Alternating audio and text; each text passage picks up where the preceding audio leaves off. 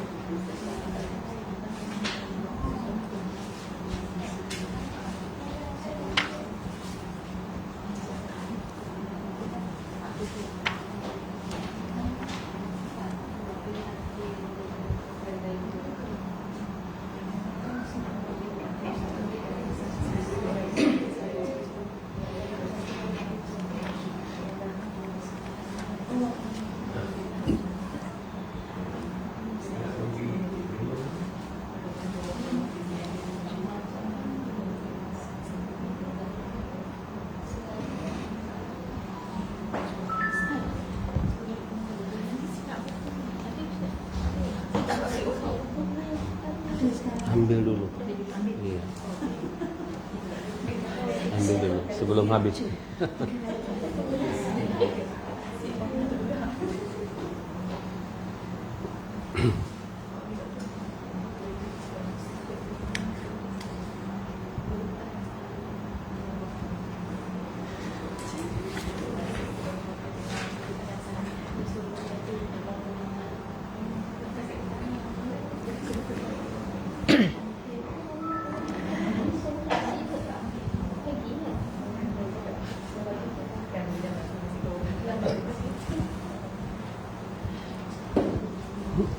Jom kita mulakan.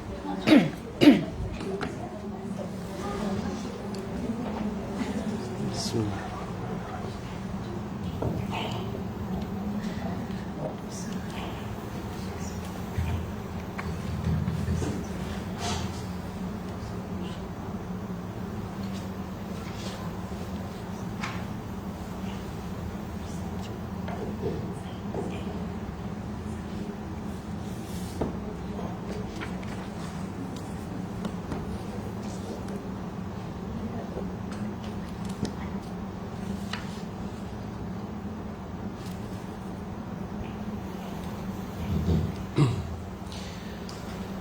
أعوذ بكلمات الله التامة من شر ما خلق بسم الله الذي لا يضر مع اسمه شيء في الأرض ولا في السماء وهو السميع العليم الحمد لله رب العالمين حمدا كثيرا طيبا باركا فيه والصلاة والسلام على نبينا محمد صلى الله عليه وسلم أما بعد Alhamdulillah tuan-tuan dan puan-puan yang dirahmati Allah Subhanahu wa taala, pada pagi hari ini bersama seperti mana yang dimaklumkan, dirancang, dijadwalkan, kita hari ini insyaallah dalam satu sesi pelancaran buku Risalah Hukukul Quran yang alhamdulillah sudah berada di pasaran dan sempena pesta buku untuk tahun 2025 ini. Alhamdulillah buku Risalah Hukukul Quran ini perlu saya sampaikan mungkin juga kepada sahabat-sahabat yang mengikuti secara online. Kami ada bekalkan di beberapa tempat, di antaranya adalah di Akademi Jawi ya, Malaysia, AGM. Kemudian juga boleh dapatkan buku Risalah Hukukul Quran ini di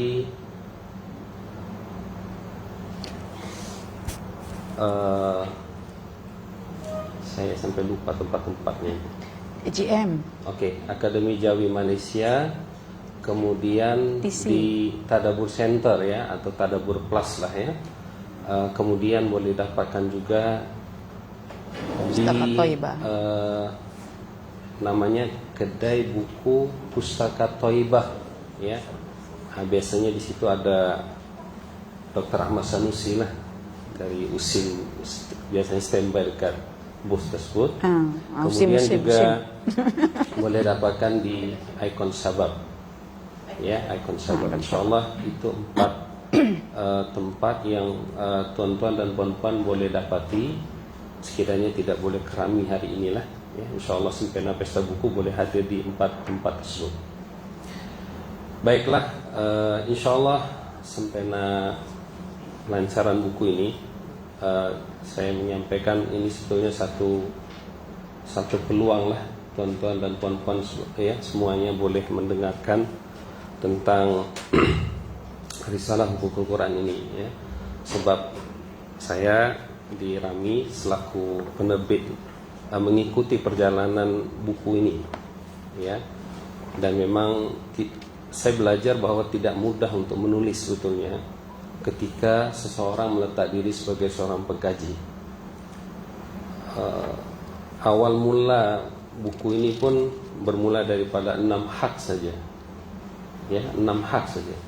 Jadi kalau kita bukan pengkaji, kita mudah puas hati. Lepas tu hadir program, dapatkan 6 poin itu, tiba-tiba buat kesimpulan sendiri, itu naif lah. Saya kan naif. Orang yang mengkaji dia tidak puas hati sebab ada benda lain lagi. Dari 6 hak, kemudian dapat 8 hak, kemudian jadi 10, 12, dan alhamdulillah selepas 15 hak ini Dr. Soleha melihat bahwa semua perkara-perkara itu sudah dihimpun dengan kemas ya. Dan alhamdulillah 8 tahun akhirnya jadi sebuah buku yang bagi saya ini sebuah karya kuli lah ya. Satu karya yang menjadi masterpiece lah bagi Dr. Soleha. Dan ya sebab macam inilah, sebab kalau kita bincang benda-benda ini macam mungkin dapat 100 muka surat, ini sampai 600 ya. Dan ada macam tesis pula di situ. Jadi insyaallah pada hari ini ya kita akan dengarkan langsung, kita akan manfaatkan masa sama ada sejam ke depan untuk mendengarkan langsung daripada Dr. Soleha tentang risalah Hukukul Quran. Saya memberi ruang pertama untuk pada Dr. Soleha, paling tidak ini juga mewakili saya rasa keseluruhan peserta mungkin yang mengikuti secara live juga. Kenapa ya, apa latar belakang sampai menulis sebuah buku yang bertajuk Hak-Hak Al-Quran ini? Itu soalan pertama. Sebagai latar belakang kenapa Dr. Soleha memilih tajuk Hukukul Quran ini ya, apakah tidak ada orang membincangkan sebelumnya sehingga mengambil inisiatif itu, atau mungkin sudah ada tetapi dirasa banyak lagi kelompangan-kelompangan? Saya berikan masa kepada Dr. Soleha.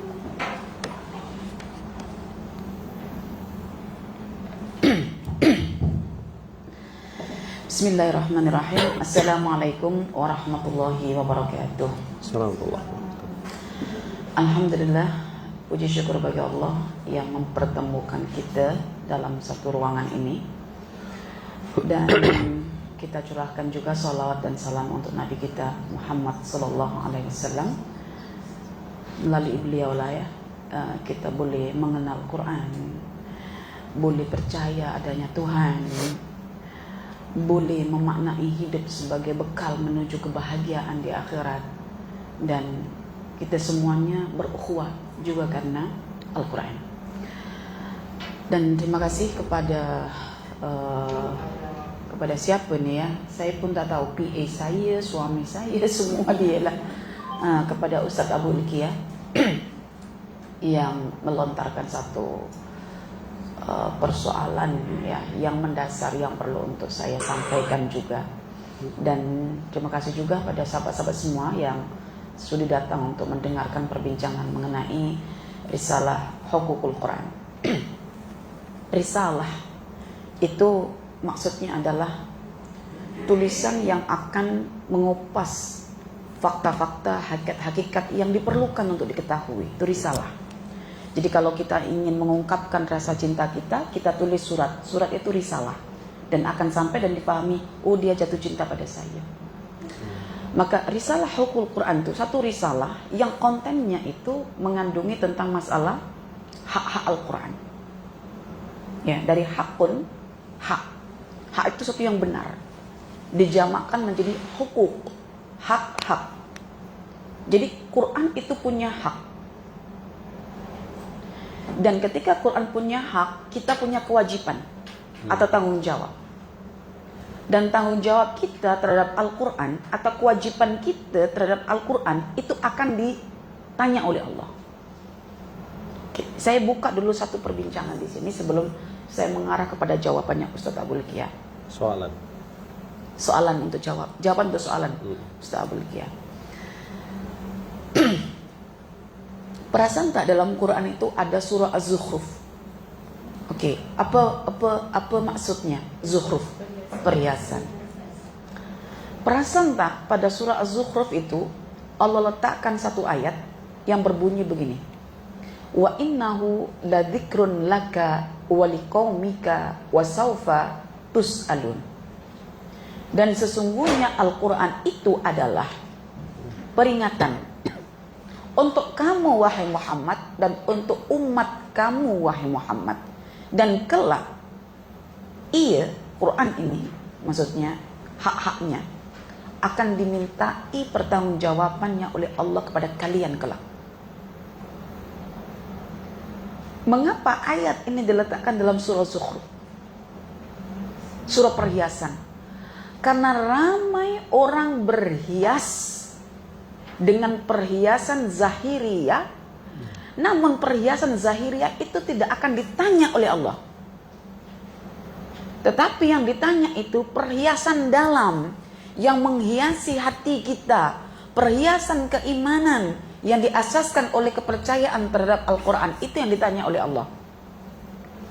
Jika yang ditanya oleh Allah adalah Al-Quran kita, selepas kita berjumpa Allah ketika kita dibangkitkan nanti, persoalannya adalah apakah kita sudah siap dan mampu untuk menjawab persoalan itu?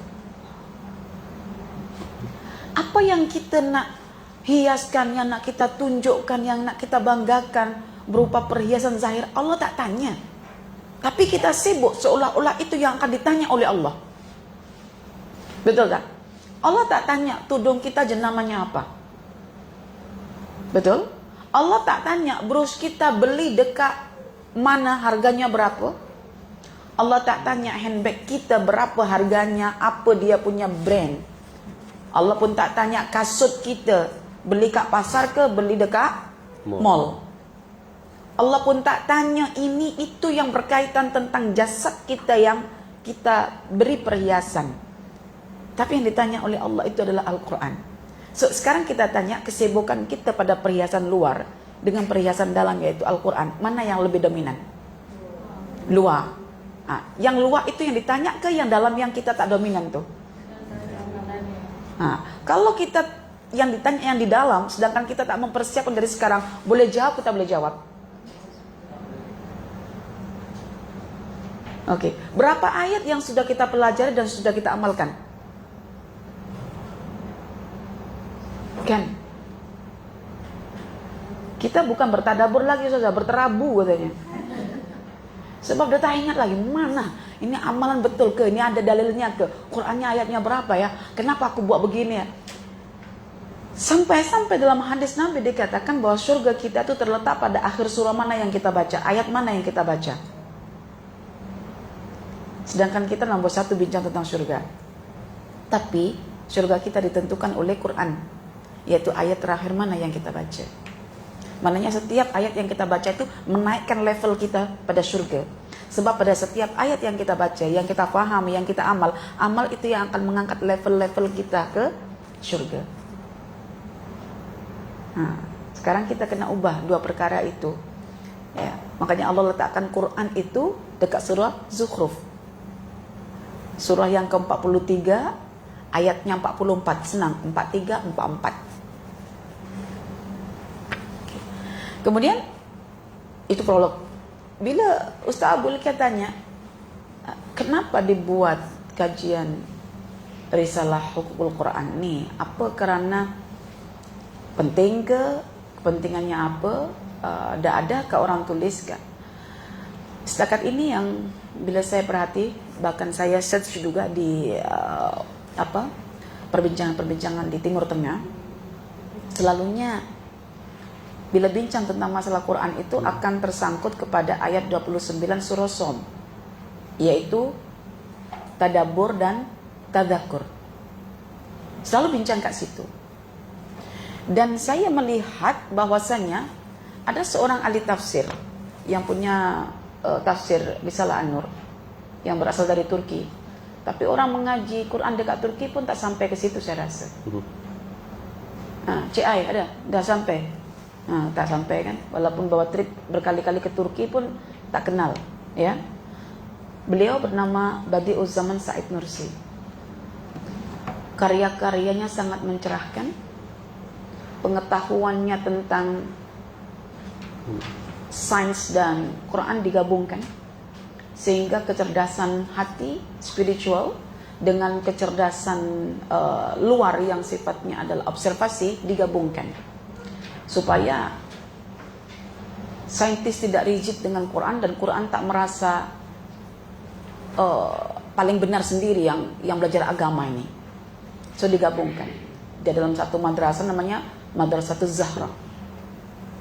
Madrasah Az-Zahra. Beliau memiliki pandangan yang luas tentang Al-Quran, bahwasanya Al-Quran itu sebetulnya adalah penafsir ayat-ayat alam semesta. Jadi kita kalau berdepan dengan fenomena alam, kita tak boleh nak tafsirkan jika kita tak faham Quran.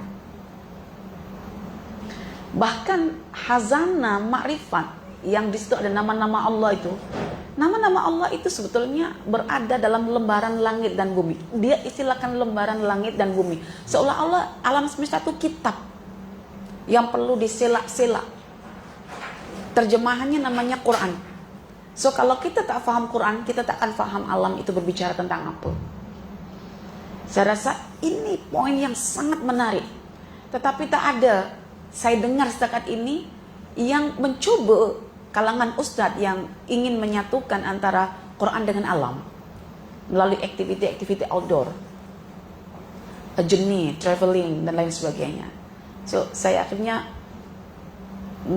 mengasaskan satu program outdoor dengan istilah safari Qurani, baru sambung safari makrifat dengan kaedah-kaedah yang saya sebutkan dalam risalah Hukukul Quran dan bahagian daripada hak Quran. Harapnya ketika kita berjumpa Allah, kita boleh berhujjah, ya Allah, aku sudah mengenalmu dan menjasadkan ayat-ayatmu Quran ini ke dalam fenomena alam semesta, dan aku kenal engkau melalui fenomena alam, betapa engkau Al-Latif, engkau An-Nur, engkau Al-Rauf, engkau Ar-Rahman, engkau Ar-Rahim. Jadi bila misalnya kita tengok kapal berlayar, langsung kita ingat tentang nama Allah Ar-Rahman Ar-Rahim, inna fi khalqis samawati wal ardi dan seterusnya. Jadi ayat itu macam lentera yang akan menerangi gelapnya alam semesta, yang di situ ada satu signature. Dialah la ilaha illallah. Akhirnya kita menjumpai Allah di situ. Dan ketika Allah bertanya, man rabbuka, siapa pencipta dan pengaturmu? Ya kita katakan Allah, karena kita sudah menjumpai Allah. Di mana? Di alam semesta. Akhirnya saya bila coba search perbincangan-perbincangan di Timur Tengah, sekitar begitu saja. Macam dekat Malaysia jugalah, tadabbur dan tadzakur. Sampai ada istilah yang keliru pun kami dapatkan di Malaysia, seperti tadabbur alam. Kita tak boleh nak mentadabbur alam. Alam itu sesuatu yang terlihat dengan jelas. Bila terlihat, dia bukan perlu telinga, dia perlu penyaksian. Kalau ayat-ayat Quran di kalam, kalau kalam mesti didengar. Ketika didengar dan difikir namanya tadabbur. Ketika dilihat dan difikir namanya tafakur. Jadi dia memiliki satu perbezaan dalam peristilahan, sehingga kalau konsep kita bina dari awal, insya Allah dalam aplikasi kita tidak akan tadi berterabu. Insya Allah kita tahu tempat-tempatnya. Maka permulaan tahun 2018 itu saya dijemput oleh seorang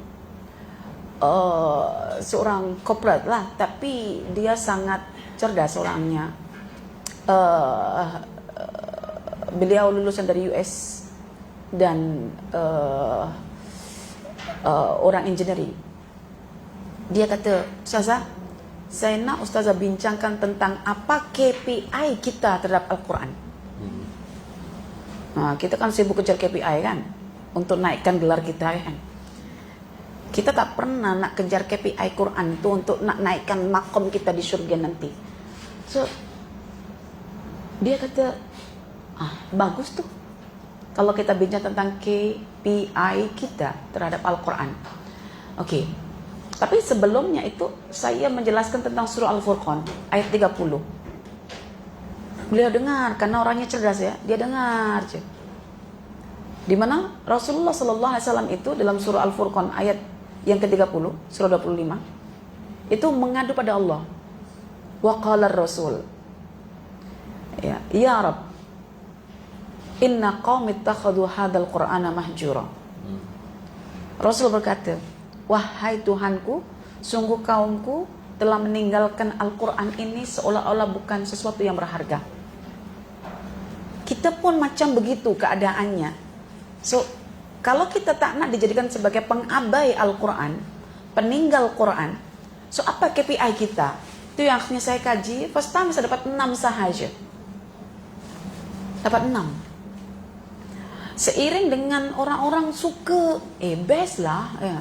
Oke, kita buat kajian sampai seminar itu pernah dijalankan dalam hampir lebih kurang 18 kali. Tapi perkembangan itu, kajian itu terus ada. Last tuh saya jumpa 12 sahaja last tuh. Tetapi ketika dapat 15 ditutup dengan yang ke-16 dalam satu kesimpulan, itu saya tak seminarkan. Saya biarkan sampai 12 tuh. Rasanya saya tak perlu seminarkan, lebih baik saya bukukan saja. So akhirnya saya tulis buku ini dan buku Risalah Jiwa dan buku 40 tahun usiaku dalam setahun dapat 3. Ya, saya tulis sambil mencari masa-masa luang lah yang saya boleh tulis. Oke. Bila saya tulis tuh, saya berpikir bagaimana saya membuat satu tulisan itu sifatnya adalah kombinasi antara modul dan silabus. Sebetulnya kalau saya nak jual ini lebih dari 200 harganya, mungkin dalam 250. Mengingat bahwa dia adalah gabungan antara modul dan juga silabus. So, puan-puan akan dimudahkan misalnya, hak Quran tentang at-tafakkur. Ayat-ayat tafakkur tuh sebagai silabus kita, saya susunkan semuanya. Dan bukan cuma disusun ikut nombor ayat, tetapi saya analisis yang memiliki kesamaan tajuk, saya akan kumpulkan jadi satu. Misalnya tafakkur tentang Nabi Muhammad. Perlu dipikir siapa Nabi Muhammad nih? Saya susun ayat-ayatnya tentang Muhammad yang akan ada kata tafakkur di situ. Tentang alam semesta, saya akan susun ayat-ayat yang perlu maksudnya ayat-ayat tafakkur yang ada lafaz tafakkur yang berkaitan tentang alam. Misalnya tentang dunia akhirat, saya akan susun ayat-ayat yang ada lafaz tafakkur itu tentang dunia akhirat dan seterusnya, sehingga itu menjadi silabus. Tapi kena ada kemahiran juga. Itu yang nanti Ustazah akan buatkan satu kursus untuk siapa saja yang belajar untuk mengajar atau untuk dirinya sendiri, paling tidak untuk bersama keluarga, maka saya akan adakan kursus. Sebab itu dalam setiap hak itu saya susun secara kronologi dan saya bagi level. So ada sekitar 5 level. Sekitar 5 level dalam risalah Al-Quran ini. So 5 level maknanya dalam 15 hak itu 3. Level 1 3 hak, level 2 3 hak, sampai level yang kelima pun 3 hak. Tapi itu semua anjakan. Dan anjakan itu saya dapati ketika Quran sering menyebut kata ulul. Ada ulul ilmi, ada ulul absar, ada ulul nuha, ada ulul albab. Tapi ada yang diabaikan, ya. Tapi tak menggunakan ulul. Dan nanti kita akan bincangkan lah. Oke. Sehingga sampai pada akhirnya 15 hak dan saya susun. Bila saya susun semuanya itu ikut level pemula, ya, al-mubtadi, level yang kedua level alim, level ketiga level akil, level keempat level amil, level kelima level muballigh. Cuma saya dapati pelajar-pelajar ini bila syok, kita selalu syok kan, itu dia tak mau ikut urutan itu, dia terus direct jadi muballigh, penyampai. Macam kalau kita tengok buah masih muda terus dikasih karbit, Kak sini. Dia jadi matangnya tak sedap karena tidak matang dekat pokok. Betul tak? Jadi saya kata sabar dulu. Dan seperti dikatakan oleh Ibnu Athaillah juga, pelajar ini kena berada dalam al-khumul, dalam tanah kehinaan. Mesti kena belajar sampai payah, susah, baru nanti Allah akan bagi jalurnya nanti pada level al-muballighun. Ya, muballigh, penyampai. Jadi semua itu saya susunkan, dan setiap potensi dalam diri kita yang kita masih berterabu dan tak paham kadang, saya susunkan juga. Apa potensi yang perlu kita hadirkan di situ. Endingnya kita akan dapat gelaran Al-Quran, gelaran yang Allah sebut, yang Allah sanjung. Oh, ini kalangan ini, kalangan ini, kalangan ini, kalangan ini. Terus kita di mana posisinya saat ini? Kalau tak baca ini tak tahu kita posisinya ke mana.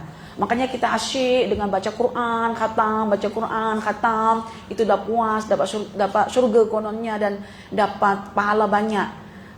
Membaca Quran itu salah satu aktiviti kalangan pemula. Bila sampai garis finishnya, kalau tidak dianjak, begitu kan? Jadi karena saya tidak mendapati kajian tentang begini, ya setakat yang saya search lah, saya cari, so akhirnya saya melihat inilah yang diperlukan oleh masyarakat saat ini. Itu yang akhirnya tertulis risalah Hukukul Quran. Oke, itu sejarahnya lah kenapa ditulis Hukukul Quran, sebab saya lihat masih banyak kelompangan dalam peristilahan, juga dalam level-levelnya. Bahkan ketika saya balik pulang itu, saya masukkan anak saya dalam satu kursus bahasa Arab. Berapa lama ini? Perlu ambil dalam setahun. Setahun dibagi 4, dibagi 3. Jadi satu level itu 4 bulan ditempuh. So ada berapa level? Ada 3 level. Levelnya apa saja? Levelnya itu pertama itu alim, yang kedua faqih, yang ketiga allama. Allama itu sudah masuk ilmu balaghah, ya, sudah levelnya sudah tinggi lah kan. Dalam belajar bahasa Arab ada level, takkan belajar Quran tak ada level bagi saya lah. Akhirnya saya mencari, ada tak Quran bincang tentang level nih? Ada rupanya. Itu yang akhirnya saya susun itu. Ya, walaupun tak masuk dalam universitas, tapi 8 tahun juga saya mengkaji itu. Yang menulis mudah, menulis tahun selesai. Yang penting konten ada ketak itu. Oke? Konten itulah yang memakan masa, dan saya pun bersyukur ya dihadapkan pada murid-murid yang tak mudah puas. Ustaz, buat lagi. Otomatis kalau buat lagi saya bosan sistem mengulang kan? Karena itu saya tak buat slide juga kan? Karena bosan mengulang itu, saya kena ada satu sentuhan baru gitu. Tak tahunya buka lagi Quran, ada lagi jumpa. Ya namanya setiap dari tahun ke tahun kan kita mesti dah khatamkan Quran, baca lah kan, mesti ada ayat baru yang ini hak lah, kenapa aku terlepas pula gitu kan. Dan saya tahu kenapa terlepas pula, karena sudah pernah buat kajian gitu. Kalau tak buat kajian tak pernah rasa ini terlepas kan. Jadi kita hargai dari ketidaksempurnaan untuk menuju satu kesempurnaan. Begitu Abu Ilkia. Baik, alhamdulillah kita sama-sama sudah mendengarkan tadi tentang latar belakang di sebalik penulisan buku ini dan kenapa memilih tajuk Hukukul Quran, yaitu hak-hak Al-Quran. Ya, jadi ini penting sebagai pengenalan untuk kita mengenal latar belakang penulisan satu buku ya. Mana-mana buku lah saya rasa ya, mana-mana buku. Ya, kalau kita baca khazanah penulisan ulama-ulama dahulu pun begitu. Ada yang melatar belakangi. Kenapa Imam Malik menulis Al-Muwatta, ya kan? Dan karya-karya lainnya. Baik, saya dari tahun 2000 mungkin 2012 rasanya, sebenarnya banyak bergerak. Masa itu mungkin lebih banyak membekalkan buku dalam berbagai event lah, ya, seminar, simposium dan sebagainya. Kemudian saya memperhatikan perjalanan sebetulnya bagaimana terma-terma yang berkaitan Quran ini diketengahkan ke masyarakat. Contoh misalnya awal-awal dahulu terma tadabbur ini tidak lazim didengar, ya. Sama ada mungkin di kalangan pondok ataupun dalam ceramah-ceramah. Sehingga terma yang pertama keluar yang biasanya diseminarkan itu menggunakan istilah ibrah. Ya, biasa yang ikut dengan program-program itu tahulah ibrah. Kemudian baru ada terma tadabbur. Dan saya mengikuti bagaimana dalam hal membekalkan buku-buku yang berkaitan dengan Al-Quran dari tahun 2015 kalau tak silap. Masa itu tidak ada lagi buku perbincangan tentang Al-Quran di Malaysia ini yang spesifik lah, yang boleh dibaca secara ramai. Jadi ketika itu saya ingat sekali Dr. Soleha sudah selesaikan 30 juzuk, ya, tafsir tadabbur di surau Al-Kautsar. Ini merupakan biro muslimat yang setakat ini saya tahulah satu-satunya biro muslimat yang menghatamkan pengajian tafsir tadabbur 30 juzuk di Malaysia. Mungkin saya silap kalau ada yang lain, saya tak tahu. Cuman setakat itu biro muslimat Al-Kautsar. Jadi perbincangan tentang tafsir dan tadabbur ini sudah dimulai di biro muslimat. Walaupun rakaman itu tak ada. Kalau dulu tuan gurunya Aziz mungkin ada yang rakam dan sebagainya. Kalau ini tak ada lagi. Alhamdulillah mereka selesaikan dalam hampir 10 tahun pengajian itu. Dan saya membekalkan beberapa buku, di antaranya masa itu ada buku-buku yang ditulis oleh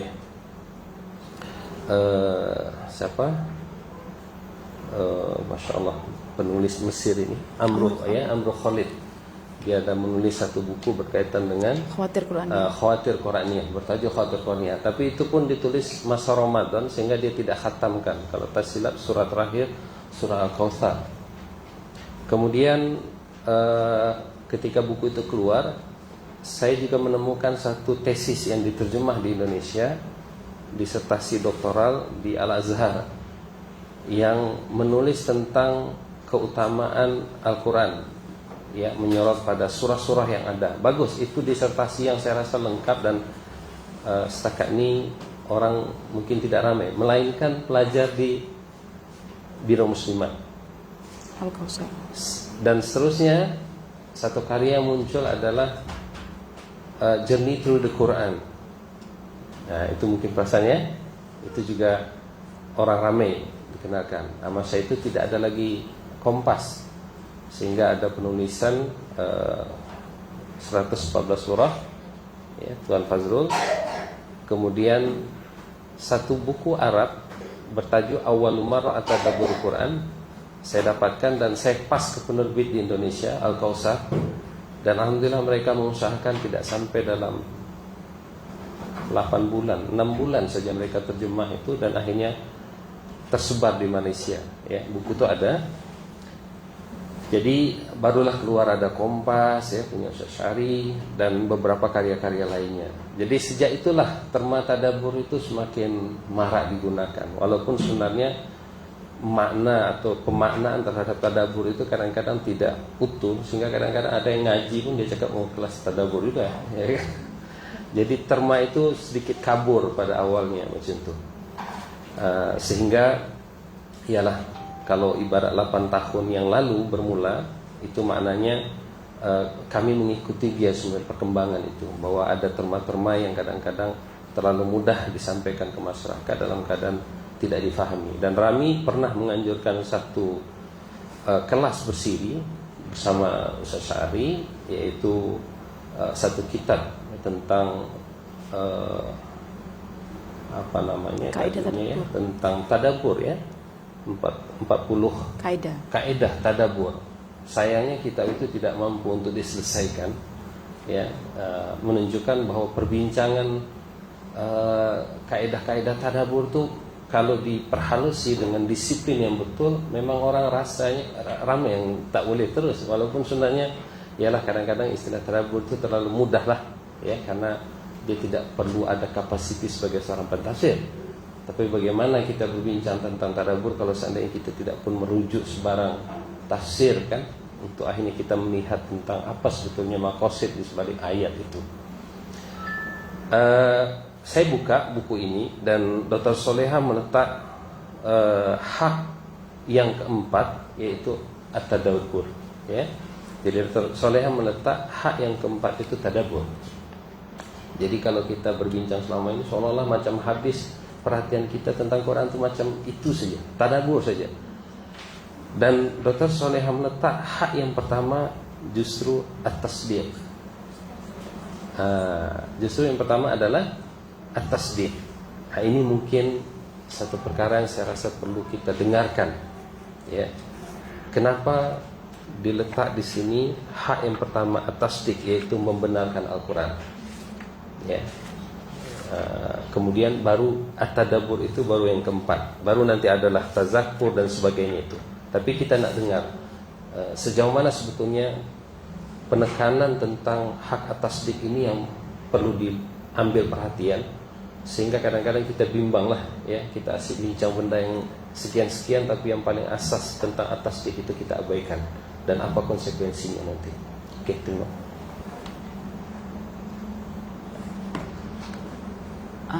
Baik, terima kasih. Karena kita susun hak ini secara kronologi dari akar sehingga ke outputnya, bahkan outcome-nya, maka dalam buku ini kita dapati tadabbur itu bukan hak yang pertama, ya, yang dalam tanda petik tadabbur yang orang sekarang buat langsung direct cari petunjuk Quran, ayatnya terus apply, itu bukan, ya, bukan. Jadi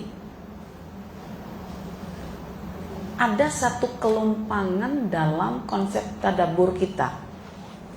Tadabbur yang terbaik untuk pertama kali dijalankan adalah mentadabbur Al-Quran untuk mencari tahu kesalahan Quran. Bila tak dijumpai kesalahan Quran, baru kita akan tasdik. Makanya coba perhatikan dalam kata-kata tadabbur di Al-Quran. Kata dabbara, tadabbara ya tadabbaru itu cuma ada 4 ayat sahaja yang ada terma tadabbur. Dan dari 4 ayat itu ada satu ayat yang diletakkan dalam surah An-Nisa ayat 82. Afala yatadabbarunal Qur'an walau kana min indi ghairillah lawajadu fi ikhtilafan katsira. Ayat ini yang membuat Jerry Miller, seorang saintis Kanada, masuk Islam karena mentadabbur Quran dengan coba mencari salahnya Quran di mana.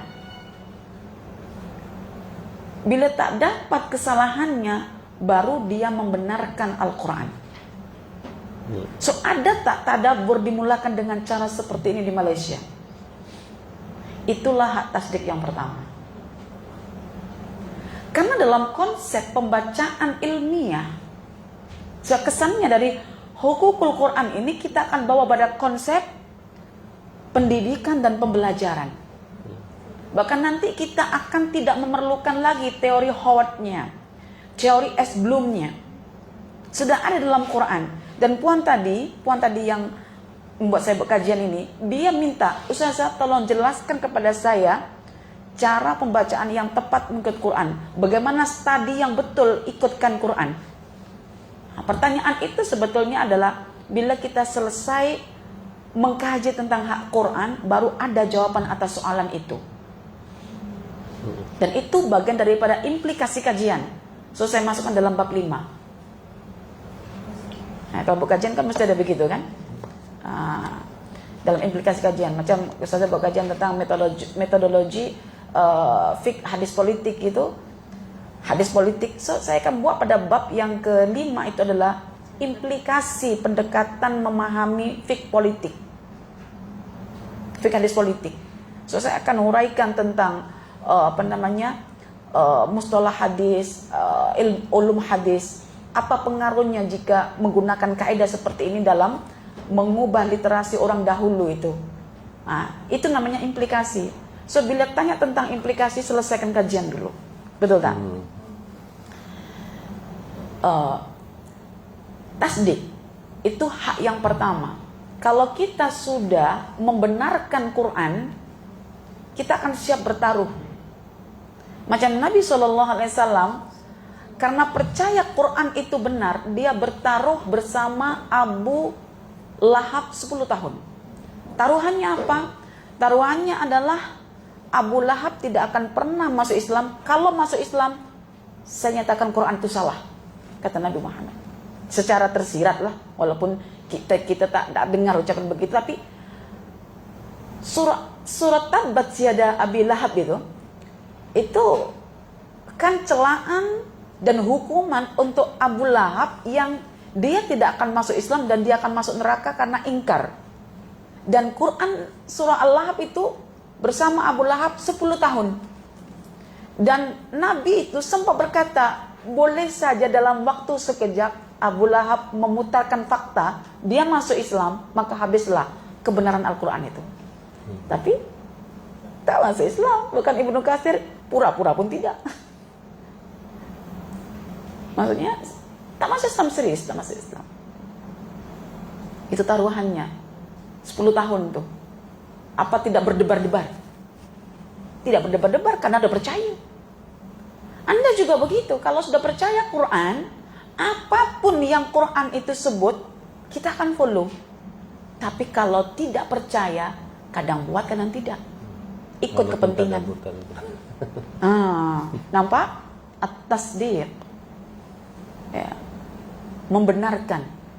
Makanya Abu Bakar itu karena sudah percaya dan trust ke Nabi Muhammad, sampai perkara yang mustahil secara akliyah, naik ke Sidratul Muntaha, Isra Mi'raj. Apa kata Abu Bakar?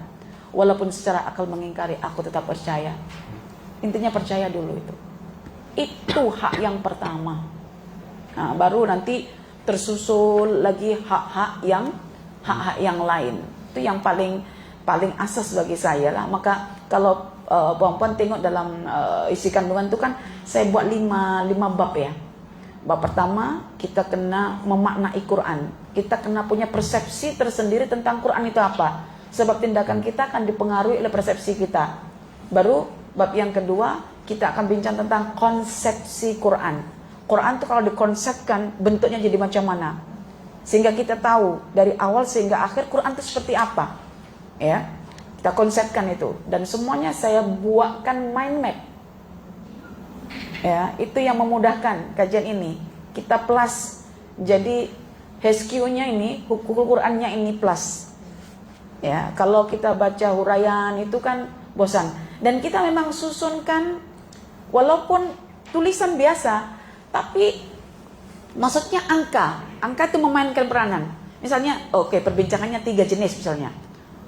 Tentang ayat hak Quran, kemudian pemahaman ayat yang ada hak Qurannya, kemudian praktikalnya, susun satu, pemahamannya pesat. Dia macam baca itu tidak kemana-mana, dalam skop gitu, ada formatnya, ya. Jadi kita tidak kemana-mana, walaupun tebal, dia gimana ya? Kalau saya katakan, kalau serius lah nak baca Quran, insya Allah kita tak perlu membuat ringkasan gitu. Kita cukup menggunakan tanda saja, pen color itu. Itu saja dah cukup bagi saya lah. So itu rahasia dimulakan dengan at-tasdik, dan kita hilang at-tasdik ini pada konteks hari ini.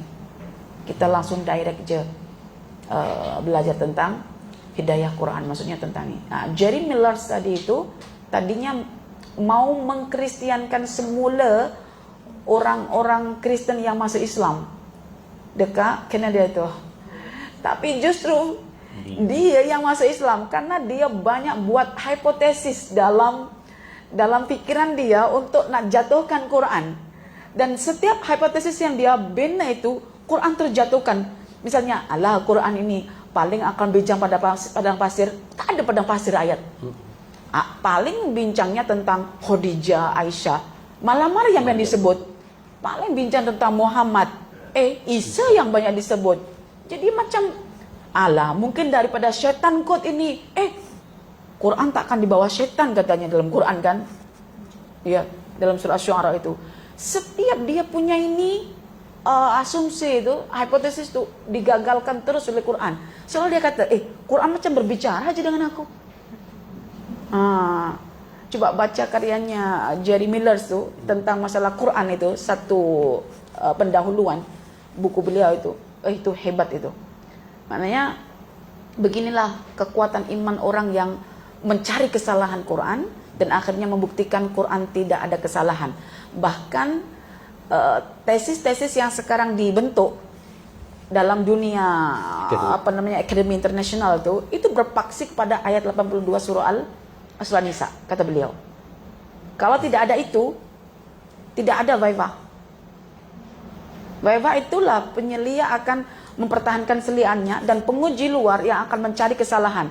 Jika tak jumpa kesalahan ataupun jumpa kesalahan kena diperbaiki, baru layak terbit.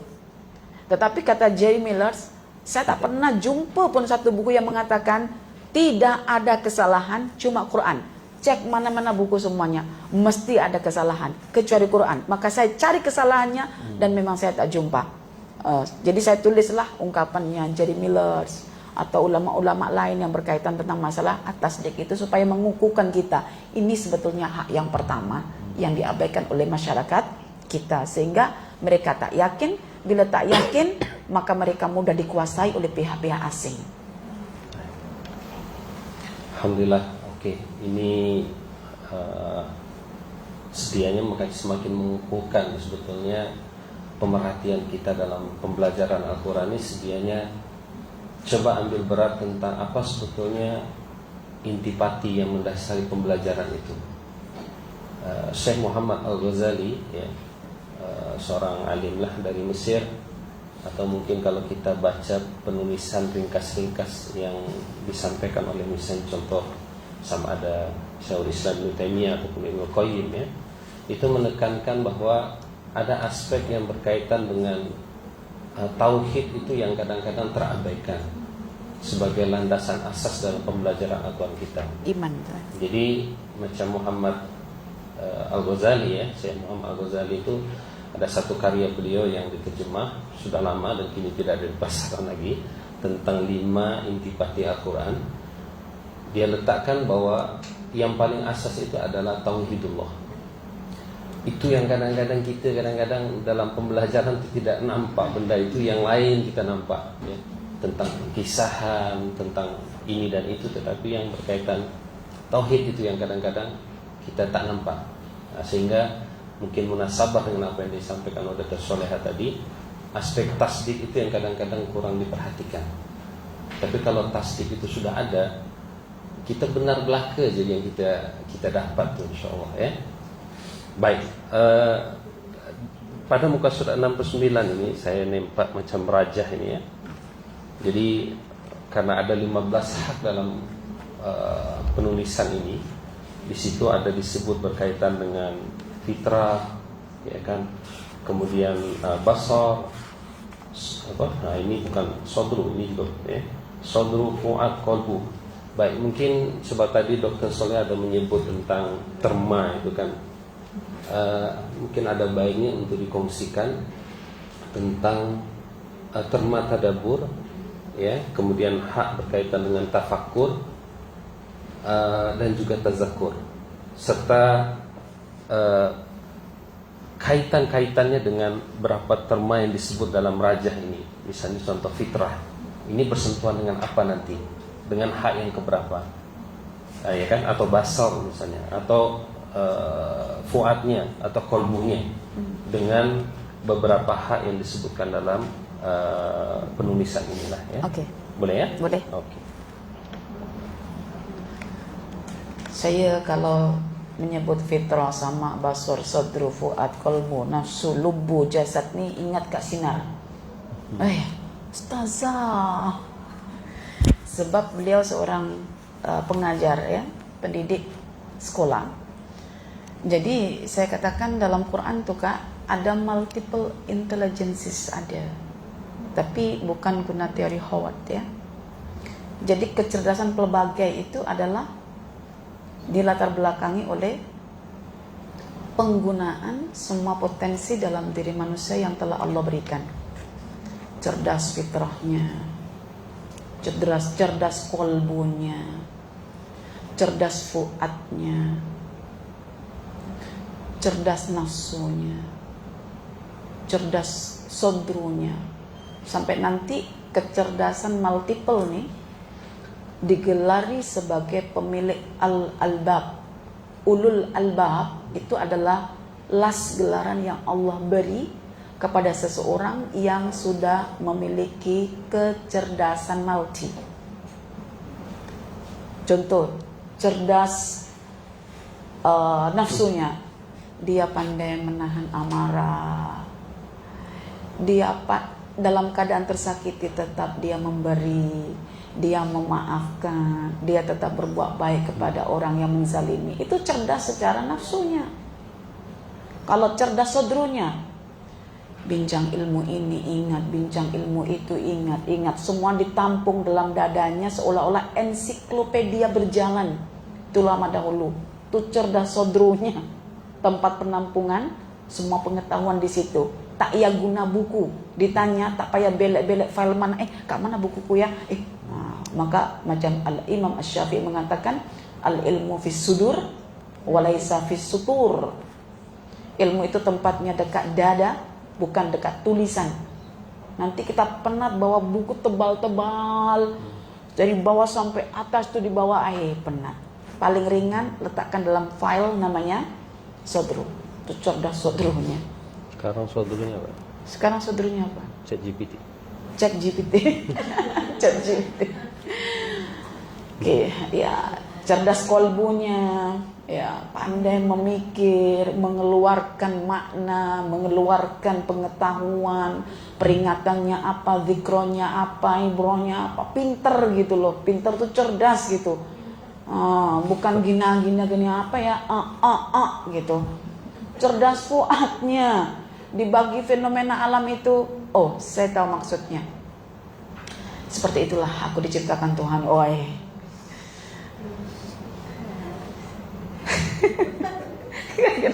Kadang-kadang memang orang puitis itu orang yang direct bersama dengan alam, tapi ada ilmu Qur'annya tadi itu. Oke, seperti mana awan bergerak membentuk mendung yang tebal, sebentar lagi akan curah hujan. Semakin aku berada di ambang keberputusasaan karena setiap usahaku mengalami kegagalan, pasti ada jalan keluar. Wah, itu kan boleh. Nampak kan? Tak payah dikatakan sastra-sastra, itu Qur'ani namanya. Betul tak? Boleh lah. Saya pun tak tahu, asal cakap je lah kan. Nah, yang penting tahu madahnya apa. Madah tentang mendung. Ya, kalau sudah tebal kan baru hujan. Kita ini kalau sudah banyak lika-liku, sudah ini semuanya, mesti ada jalan keluarnya. Dan kadang-kadang ada evidence. Saya kalau sama Ustadz kan, udah pergi jalan kan, Ustadz dijemput ke tempat ini, nama alamatnya apa? Dekat Seri Gombak, jalan sekian. Udah pusing sana, pusing situ, sampai tingkap kereta saya itu sudah menguap. Kenapa? Sudah berasap ya, karena selalu mana ini? Tak jumpa. Bi, tolonglah turun, tanyalah tukang sampah itu apa? Laki kita saya suruh turun, tanya tukang sampah. Mana dia mau kan? Ego juga lah kan. Tak payah, kita pusing lagi. Iyalah pusing. Bi, rasanya sudah 4 kali pusing kat sini. Oke lah, kita pulang. Tak tahu pulang. Bibi, jalan Seri Gombak tuh dulu belum ada lagi, wes tuh tahun 2000 berapa lah, masih awal-awal datang sini kan. Oh iya kan, Mi? Itu coba kita try. Tak tanya, kita coba aja masuk. Itu dia alamatnya. Itu dia office-nya. Terus sampai diambang keberputusasaan. Diambang, tapi belum putus asa. Hampir sudah aku putus asa. Baru Allah bagi jalan keluar. Demikian juga kalau kita diuji oleh Allah, di kemuncak ujian itu pasti akan berakhir. Nah, betul tak? Oke, sebetulnya kalau saya nak bagi tahu Abu Ilkiyah dan sahabat-sahabat sekalian, paling senang buka muka surat 58. Ini yang saya nak sampaikan. Di situ ada, saya sebutkan sistematika hak-hak Quran itu. Saya susun itu 15 hak Quran dari tasdik sampai tazkiyah. Ya. Dari tasdik sampai tazkiyah. Dari membenarkan Al-Quran sampai memperbaiki keadaan manusia supaya berakhlak mulia seperti mana Nabi SAW diutuskan, innama bu'istu liutammima makarimal akhlak. Aku diutus untuk menyempurnakan akhlak agar jadi baik akhlak orang-orang jahiliyah itu. Nah, itu melalui Quran tak? Melalui Quran. So, ada tak sekarang perbaikan akhlak melalui teori Al-Quran? Jarang terjadi pembaikan akhlak melalui Quran. Dia melalui habit dengan testing monyet. Namanya pembentukan character building. Jadi seseorang itu dibentuk akhlaknya melalui kebiasaan yang tanpa berpikir. Kita kan bukan monyet. Kita juga bukan tikus kan. Jadi ini kalau tanya Kak Sinar tentang teori character building, dia paham itu. Sebab saya rasa buku-buku lama dah dilahap semua sama dia. Oke. Itu ada 15 hak. Dan dalam 15 hak itulah yang saya sebut ada 5 level. Level mubtadi, level pertama, level alim, level kedua, level akil, level ketiga, level amil, level keempat, level muballigh, level kelima. Setiap level itu pasti ada potensi yang perlu dihidupkan. Karena tidak mungkin Allah menyuruh kita untuk ini itu, tapi tidak ada alatnya. Mesti ada. Nah, toolsnya itu adalah kecerdasan dalaman tuh. Kalau untuk memasuki level mubtadi dengan melakukan aktiviti tasdik, istima, qiraah, fitrah mesti dihidupkan. Itu pertama kali Allah ciptakan kita, fitrah diletakkan dulu dalam jiwa kita. Fitrah, dia akan membantu kita untuk mengenal Tuhan kita, bahwa Quran itu benar kalam Allah. Fitrah sama pendengaran, daya pendengaran, basar, daya penglihatan, gabung sekali untuk membaca, untuk mendengar Quran, untuk membenarkan Al-Quran. Fitrah sama basar kena dihidupkan. Kalau kita nak masuk makom alim, level orang yang berilmu, mencari ilmu pengetahuan dalam Quran, kita kena tadabbur, tazakur, dan menjadikan Quran itu sebagai cahaya yang menerangi dada kita, hati kita, semua lapisan dalam hati kita. Oke, itu tadabbur, tazakur, tanwir namanya. Itu qalbu mesti dihidupkan. Baru yang ketiga, fuad kena dihidupkan bila kita masuk tafakur, iktibar, tajsid. Bila kita ingin bertafakur, mengambil pemikiran Quran, dan bila kita ingin iktibar, ambil ibrah. Jauh susah, ibrah nombor 8, tapi first time kita di Malaysia dikenalkan dengan ibrah. Ibrah juga begitu. Bila saya cek dalam Quran, kata-kata yang ada ibrah, faktabiru ke, atau iktabara yang tabiru itu ternyata bila saya analyze, itu objek ibrah itu ada 2. Satu tentang alam semesta, alam makro, ya. Dan yang kedua adalah kisah-kisah manusia, alam mikro. Namun sayangnya kita selalu dibawa dalam konteks ibrah untuk manusianya. Kita belum jumpa ibrah untuk alam besarnya. Sehingga hanya dibawa pada ibrah kisah sekian. Tapi ibrah alam semesta itu sangat besar. Contoh misalnya, dalam kehidupan ternak ya, wafil an'ami la ibrah, ada ibrahnya.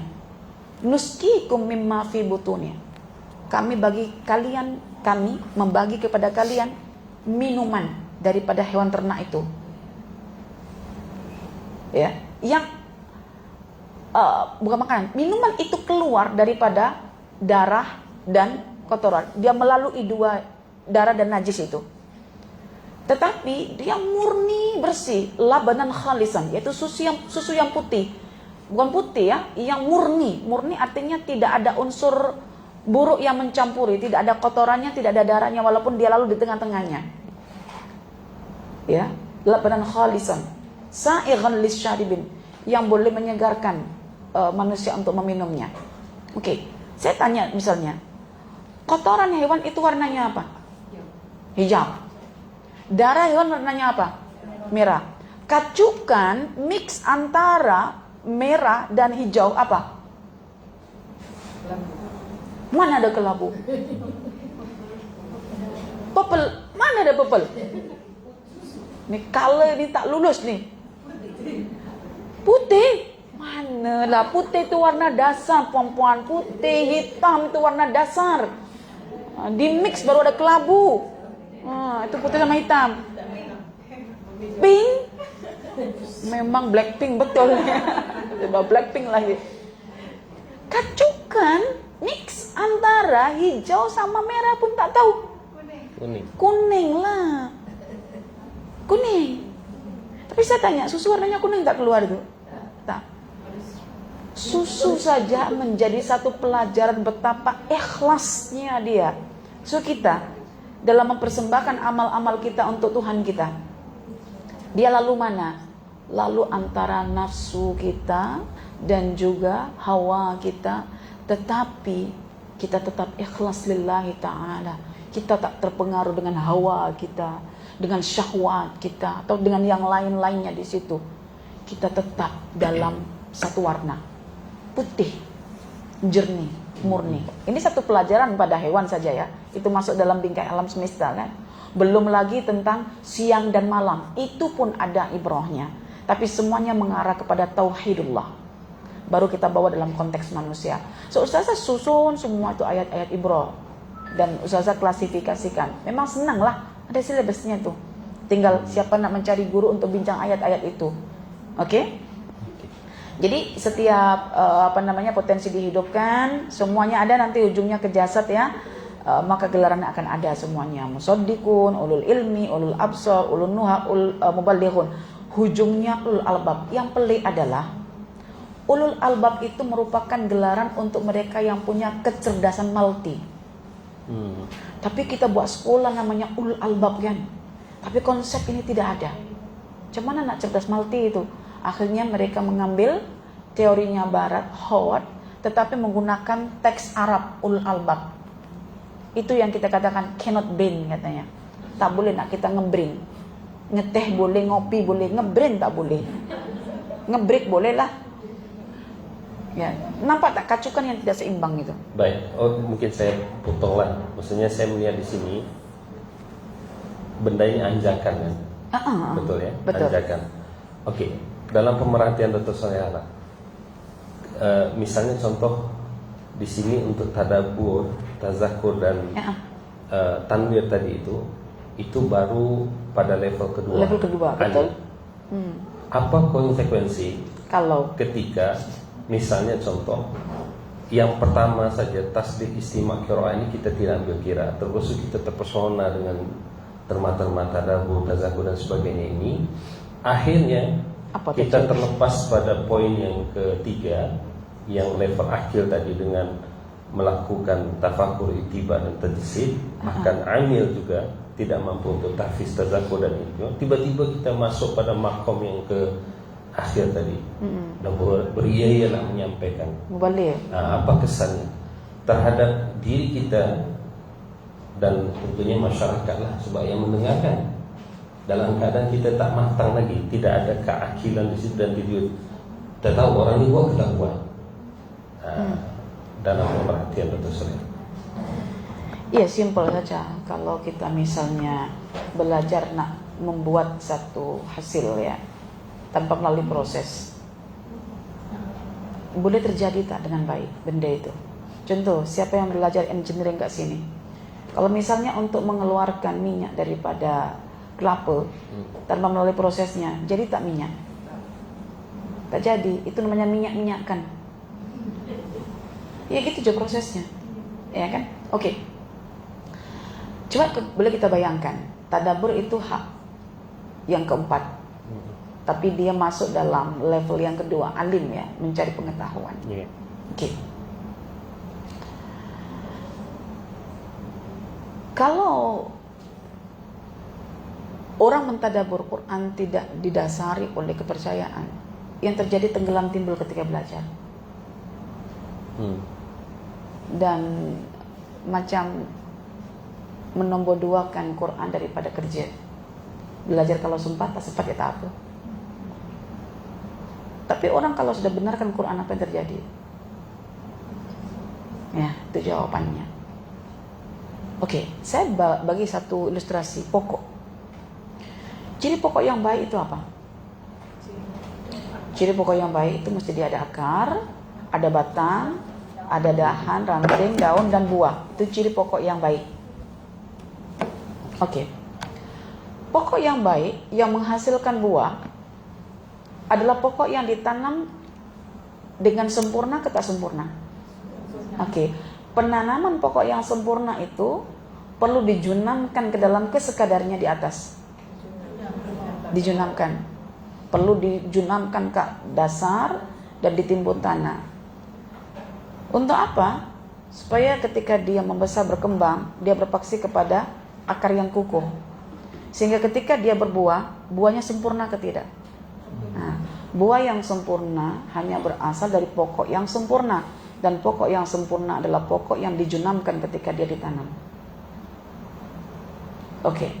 Tasdik itu akar ke tidak? Akar. Tasdik itu akar. Oke. Menyampaikan Quran itu apa? Cabang. Cabang. Anda tak menyampaikan Quran, tetapi percaya Quran dan mengamalkannya sudah cukup masuk surga. Betul gak Ustazah? Betul. Itu coba tengok itu dikatakan dalam surah At-Tin tuh. Illal ladzina amanu wa amilus solihati falahum ajrun ghairu mamnun. Cukup punya modal iman, amal soleh, masuk surga. Tapi kalau kita ingin masuk surganya level yang tinggi, baru kita belajar surah Al-Asr. Illal ladzina amanu wa amilus solihati, ya. Wa tawassau bil haqqi wa tawassau bis sabr, itu dakwah. Betul tak? Bila ada dakwah itu yang dikatakan levelnya lebih tinggi, karena dakwah itulah hasil keuntungan yang kita dapat selepas kita punya modal. Paling tidak hidup ini kembali modal dulu. Paling tidak dapat keuntungan, alhamdulillah. Karena itu tidak selamanya belajar itu untuk menyampaikan. Tidak selamanya. Tapi Ustazah, oke. Bila saya baca punyanya Ibnu Qayyim itu, kadang-kadang kita nak memahami satu teks itu perlu konteks. Tapi selalunya kita memahami teks itu secara sendiri. Kan itu balighu anni walau ayat, sampaikanlah daripadaku walaupun ayat. Ketika itu ayat turun daripada Nabi terus sampaikan kepada sahabat supaya sahabat menyimpan dalam dada mereka sebagai rujukan. Balighu anni walau ayat, satu ayat. Dan dia cuma menyampaikan apa adanya, bukan mengajar pun. Menyampaikan apa adanya. Maka Nabi mengatakan rubba muballigh au amin sami. Boleh jadi orang yang kamu berikan ayat tadi itu dia lebih faham daripada kamu yang menyampaikan. Maksudnya hanya transfer sahaja. Oke, misalnya dapatlah dari Nabi misalnya ayat Quran misalnya begini. Tanzil kitab mir rabbil alamin. Oke, terus disampaikan Nabi telah berkata, telah turun ayat yang berbunyi tanzilul kitab mir rabbil alamin. Sudah akan disusun dalam dada para sahabat. Bukan nak mengajar pun. Tetapi ingat bahwa tidak mungkin kita mengajar jika kita tidak belajar. Bila kita belajar tidak sempurna, tidak menghasilkan pengajaran yang sempurna. Takut nanti cepat salah. Karena itu ketika saya umur berapa ya? Umur 40 tahun ke umur 38, 39. Ada orang datang ke saya. Ustazah, kenapa tak tulis buku? Bagus tulis buku. Boleh, tapi kajiannya belum matang sangat. Baru 10-12 kali aja. Begitu ke? Saya takut nanti banyak menarik balik perkataan saya yang salah. Yeah. Hanya saya kata kalau umur kematangan itu 40, lebih baik start saya umur 40 saya menulislah. Saya kata macam itu. Supaya kalau ada salah, mungkin sikit-sikit lah kekurangannya itu. Daripada awal masih muda menulis langsung itu, saya takut banyak kesalahan. Okay. Jadi akhirnya umur 41 saya menulis. Ya, alhamdulillah. Dan bila sudah beberapa kali dibentangkan dan diperbaiki, baru saya kata, oh senang. Menulis itu cari masa bukan lagi nak buka buku. Apa yang dalam fikiran ini, yang tersimpan dalam dada ini, terus saya type. Kalau saya type itu anak saya ketawa. Umi macam mana type tak boleh tengok macam mana Umi type tapi tak tengok ini huruf. Sudah biasa saya gitu. Jadi menaip dengan 10 jari kan. Nah, sambil berhayal begini tulis gitu. Itu kemahiran, tapi saya tak tahu itu akan digunakan ketika saya umur 40 tahun. Dulu memang suka-suka lah mengisi masa kosong kan, nulis Arab, nulis Melayu, Indonesia itu kan. Belajar, ikut kuis-kuis yang boleh lancarkan tulisan tuh. Alhamdulillah tergunakan ketika umur 40 tahun. Jadi itu yang mungkin agak cepat penulisannya itu karena data tengok huruf kod. Ya, hanya apa yang perlu saya tulis. Dalilnya sudah dihafal dalilnya kan, tinggal rujuk nombor surat. Begitulah. Baik, terima kasih. Seterusnya sama-sama lah mungkin ya. Kadang-kadang ada juga yang datang ke kami ketika disebutkan tentang 3 penyebutan dalam Al-Quran, yaitu ulul albab, ulul absar, ulul nuha. Ya, di sini dokter juga menambah ulul ilmi lah. Kita ingin menyebut bahwa sebetulnya kalau dengan hak-hak yang disebutkan di sini bermakna tadabbur itu tak cukup. Tadabbur tak cukup, mana tadabbur Al-Quran itu tak cukup. Dan pada hak yang ke-7, 8 dan ke-9 ya, dengan level akil tadi dan potensi yang dilibatkan adalah fuad, kemudian gelarannya ulul absar, ini mungkin dokter boleh kontekskan dengan, munasabahkan dengan usaha-usaha yang mungkin dilakukan dengan melakukan safari Qurani.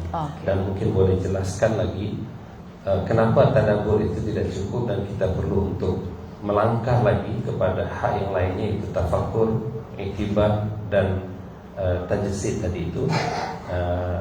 Itu boleh dijelaskan. Oke, baik ya. Maknanya secara tak langsung dari susun kenapulkia, dari tasdik level 1, level kedua tadabbur ya.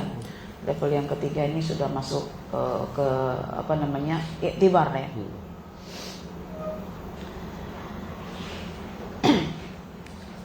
Jadi kalau misalnya perempuan belajar Quran, ada yang tertanya, Ustazah kenapa Ustazah buat safari Qurani? Safari tapi Qurani. Lepas itu tiba-tiba buat lagi safari ma'rifat. Nanti sudah ada lagi safari i'tibar. Nanti ada lagi safari tafakur misalnya. Oke. Saya lakukan itu adalah karena untuk memenuhi hak Quran. Ada peserta saya hafal 30 juz Al-Quran dari Turki lagi dengan 10 qiraat. Disuruh ambil SPM tak mau. Tapi semua ada hikmahnya. Bila kami bawa beliau ke safari Qurani, dia kata, tak apa Ustazah, walaupun aku tak masuk universiti di Malaysia, tapi aku sudah beruniversitikan alam melalui hak Al-Quran dan mudah tangkap. Saya pun tak tahu kenapa mudah tangkap. Dasarnya Quran sudah ada. Dia sudah qiraah, sudah dibaca, bahkan sudah dihafal. Saya tanya ibunya, Akak, kenapa Akak masukkan anak itu hafal Quran? Bagi saya Ustazah, masa saya jahil itu katanya. Hafal Quran itu cukup dah jadi anak soleh. Karena itu nama anak saya bagi nama pemimpinnya orang-orang soleh, Amirus Solehin. Bagi dia dah soleh dah dengan Quran itu. Tapi ternyata dengan anjakan pemikiran ibu dan ayahnya yang kerap mengikuti majelis ilmu, tidak. Karena tahfiz, hafal Quran itu kalau kita tengok level keberapa? Level keempat, masuk bagian amil. Dihafal bacaannya, dihafal ilmunya, diletakkan dalam dada, diperintahkanlah jiwa untuk melaksanakannya. Itu hak kelima. Sehingga mudah bertazakur. Jadi karena sudah ada dasarnya tadi itu, senang dia boleh kaitkan dengan alam, sebab Qurannya sudah ada. Tapi itulah, kalau ada Quran saja itu sudah jadi satu poin lah untuk dibawa kepada safari itu. Oke. Kembali kepada soalan tadi itu, dengan program yang kita adakan itu, ya alhamdulillah macam ada budak umur 14 tahun, dia hafal 30 juzuk Quran, tapi tak tahu nak dikemanakan 30 juzuk Quran nih. Bila saya baca dalam safari itu, dia asyik menyaut je. Okey, salah seorang imam nih ada yang meninggal dunia. Sebelum meninggal, sempat dia baca surah yang ke-54 ayat 54. Langsung dia tahu. Nah, kita mungkin surah 54 tu apa juga Ustazah? Ayat 54 apa? Masih cek GPT lagi kan? Oh, okey, bukan. Tengok dekat apps Quran kan. Dia sudah. Hanya lepas itu saya tak tahu kat mana budak ini. Baru sekejap balik daripada safar Quran tu, dia sudah sekarang di Madinah. Nak kukuhkan Quran dia untuk didalami. Katanya betapa mudah sebetulnya Quran itu difahami kalau ikut rangkaiannya. So, saya nak jinakkan dulu mereka Quran melalui alam semesta sehingga real Quran itu dalam hidupnya. Saya bawa ada view yang boleh membuat mereka, oh ini Quran rupanya. Kenapalah baru sekarang aku nak rujuk Quran. Macam itu ya Kak Asniza ya. Kak Asniza. Pun potensinya pun saya jelaskan di situ tentang hati itu macam mana, tentang gambarannya macam mana, kenapa hati itu Quran turunkan di dalam hati. Itu kita bawa sehingga nampak gambaran besarnya tentang Quran itu mewujud di alam semesta. Maka kenapa kita tidak memperhatikan ya kebenaran ayat-ayat Quran yang Allah telah jasadkan di alam semesta. Maka ada tafakur, berfikir, ada iktibar, mengambil pelajaran, ada tajsid, menjasadkan ayat Quran di alam semesta. Nah, itu yang akhirnya kita menguasai alam. Sekarang ini, kenapa kalau kita pergi ke tempat-tempat yang indah menarik, ya, pemandangannya jadi tak indah lagi, karena dikuasai oleh mereka-mereka yang bukan Islam, tapi mereka-mereka yang sudah membuka auratnya. Bila kita pergi ke pantai, kita pun risau dengan objek-objek yang begitu ya. Mereka buka-bukaan baju apa semuanya. Mereka itu sangat menghargai alam, tapi kita sangat menghargai ruangan. Nah, sangat menghargai ruangan kita ini. Belajar terus begitu. Tak nampak Tuhan tu di mana, tak nampak perbuatan Tuhan tu bagaimana, tak nampak apa pelajaran di sebalik alam semesta, tak nampak apa yang perlu aku buat ketika begini begitu. Itu yang saya nampak banyak hilang lah dalam hak yang ketiga ini, yaitu tafakur, iktibar dan juga tajsid. Dan itu siapa yang nak join safari Quran ini akan dapatlah hak yang ketiga ini. Tapi kan Ustazah buka itu kan seiring Ustazah ada buat tentang level 1, Ustazah ada buat juga level 2, mengilmui untuk akhirnya ilmu itu dijasadkan di alam semesta. Itu namanya mengakali, berfikir. Jadi kebanyakan mereka sudah join Ustazah baru pergi ke safari Quran ini. Dan dimaklumkan untuk safari Quran ini tinggal 5 ke 6 kursi sahaja. Lepas itu Ustazah stop. Ustazah off dulu. Ya, Ustazah off. Mungkin Ustazah akan fikir panjang lagi untuk jangkaan yang lebih baik dan lebih luas lagi lah. Jadi sesiapa yang ingin membuktikan tasdik kita kepada Allah atas benarnya Al-Quran, jom ikut sama Ustazah. Mari kita invest. Jangan spend time, spend money, tak ada. Mari kita invest. Karena apapun yang kita investkan kepada Quran akan nanti ya menjadi hujah bagi kita, dan kita akan ditanya oleh Allah tentang apa yang dah kita korbankan untuk Al-Quran, apa yang dah kita buat untuk Al-Quran. Itu yang akan ditanyakan. Oke, jangan tunggu sakit kaki dulu baru ikut safari. Oke, baik. Baik, ada soalan dari peserta.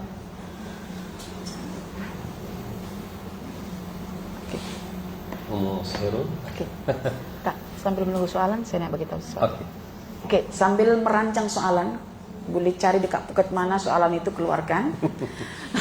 Saya nak bagi tahu ya, satu yang penting yang memang ini saya tak bagi tahu Abu Ilkia pun. Buat begini saja dia duduk kat samping saya dan dia tanya sebagai pembaca buku lah. Jadi buku ini ya 600 muka surat lebih ya. Saya sudah konsepkan, saya sudah susunkan. Oke? Nanti sahabat-sahabat sekalian bila merujuk satu demi satu hak itu, setiap hak akan dihuraikan mengikut ayat Al-Quran, dan ayat Quran itu akan ditafsir dan dijelaskan supaya kita tahu itu dalilnya. Dan untuk mewujudkan hak itu Ustazah huraikan satu. Oke? Dalam penjelasan hak itu Ustazah kumpulkan ayat-ayat yang berkaitan. Kalau berkaitan hak tadabbur, Ustazah akan cari lafaz tadabbur, Ustazah kumpulkan semuanya. Kalau berkaitan dengan i'tibar, pengambilan ibro, Ustazah akan kumpulkan ayat-ayat yang ada kalimat ibro. Kalau berkaitan dengan ulul albab, Ustazah akan kumpulkan ayat-ayat yang ada sebutan ulul albab. Kalau berkaitan tentang misalnya tafakur, Ustazah akan susun mengikut lafaz-lafaz yang ada tafakur ya. Itu yang kita katakan silabus ya. Jadi nanti sahabat-sahabat semuanya, apa yang nak Ustazah rancang untuk ke depan adalah buku ini Ustazah akan jadikan sebagai satu modul dan silabus. Dan Ustazah akan buka bukan hanya kalangan yang nak jadi trainer, sebab kita bukan nak train orang. So kita first time adalah train diri kita sendiri. Betul. And then ada skill untuk nak train orang terpulang karena ada dasar. So lebih baik siapa yang nak jadi learner, pembelajar secara berkonsep dan berstruktur, kita akan buatkan kursus ikut level. Jadi level pertama kita akan susun dalam berapa masa diperlukan untuk menguasai, karena satu level saja itu akan kita bincangkan ayat-ayatnya yang berkaitan dalam level itu. Oke? Jadi kita perlu ada anjakan.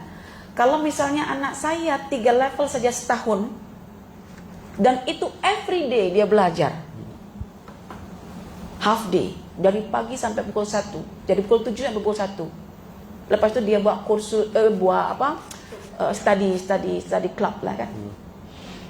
Untuk akhirnya pada level akhir dia akan tulis satu risalah, tesis atas apa yang difahami itu.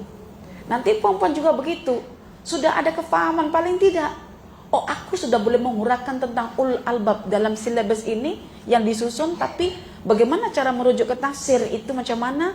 Jadilah buku kecil sebagai bukti. Saya tak perlukan sijil, itu saya boleh bagi ya, tapi sijil atas nama di bawah saya sebagai dokter misalnya, ialah grade daripada UKM, tapi saya tidak ada afiliasi kepada mana-mana institusi university, belum ada lagi.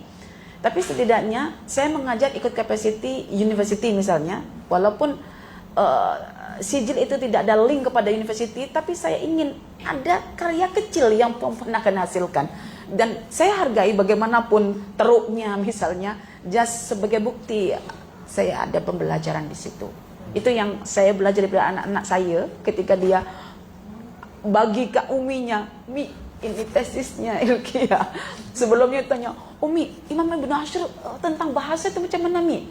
Oke, akhirnya saya bagi rujukan. Dia sudah mulai buka-buka buku Ibn Ashur itu kan. So dia kaji tentang masalah Yaumul Qiyamah fil Quran, Al-Ayyam fil Quran, tentang hari-hari dalam Quran.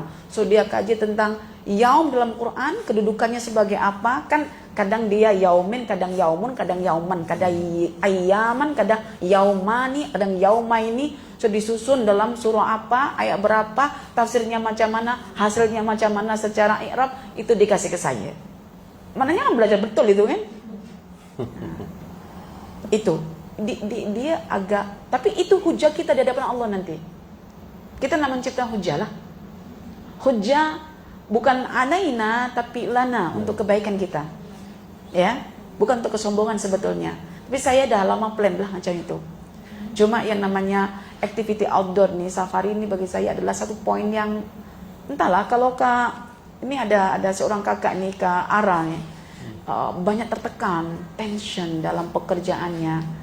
Tapi di bawah jalan tuh walaupun banyaklah gerak kan, tapi seronok dia, naik lagi katanya.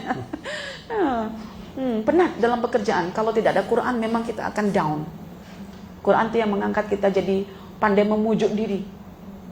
Yang tadinya nangis-nangis tuh, suami tak pandai memujuk, tapi kita pujulah diri kita sendiri, iya.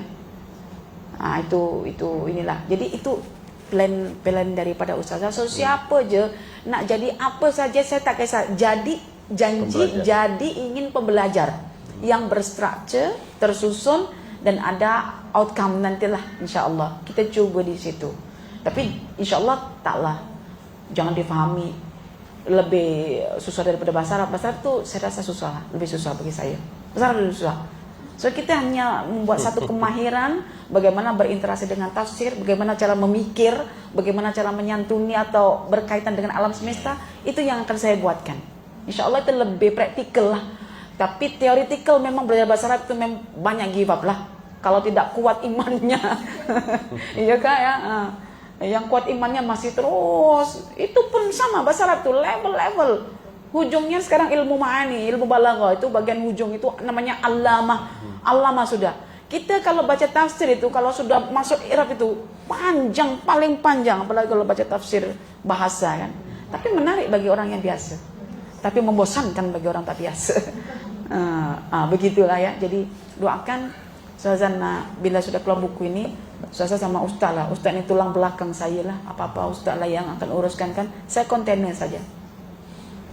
Saya cubalah nak bawa ikut level nanti ya. Dan saya akan susunkan berapa waktu diperlukan. Dan paling susah sebab yang semangat belajar Quran juga orang-orang sibuk nih. Jadi nak fokus ke hari Sabtu Ahad itu udah berebut aktiviti kan. Sabtu Ahad ini. Memang katanya andai kata aku kembali muda, mungkin masa muda itulah aku habiskan untuk Al-Quran. Yang muda dibagi tahu, tak ialah muda dulu lah bu, biar senang-senang, nanti tua-tua taubat, dah tak ada masa lagi nanti. Banyak benda yang perlu dikejar, ya, dikerjakan. Oke, itu mungkinlah Abu Ilkiah saya nak sampaikan di situlah. Jadi satu projek ke hadapan. Jadi paling tidak miliki dulu buku ini, pasti akan timbul pertanyaan, dan pertanyaan itu yang dijawab dalam hari ini. Oke. Baik, terima kasih pada Dr. Salihah. Saya buka peluang pada peserta yang ada di sini. Sekiranya ada soalan disampaikan. Iya, silakan. Ustazah, saya nak bertanya, daripada 15 hak yang ada itu, rata-rata kita biasanya orang dekat Malaysia ni kita mempunyai kadang-kadang kebanyakan salah satu hak sahaja. Iya. Utamanya tilawah membaca. Betul. Jadi bagaimana nak memulakan pembacaan buku ustazah ni? Contohlah kalau rasa perlu refer kepada orang yang belum lagi belajar tentang buku Al-Quran. Iya. Kadang-kadang mungkin kita tilawah ni macam mana? Atau adakah dia bermula daripada bab satu dulu? So bagaimana pergerakan kita? Okey. Buku ini kalau boleh dibaca dari awal, ya. Kalau boleh daripada pembukaan, pendahuluan penulis. Okey. Dan buku ini sebelum masuk hak, karena manusia itu dipengaruhi persepsi, maka baca dulu tentang pemaknaan. Bagaimana aku memaknai Quran ini?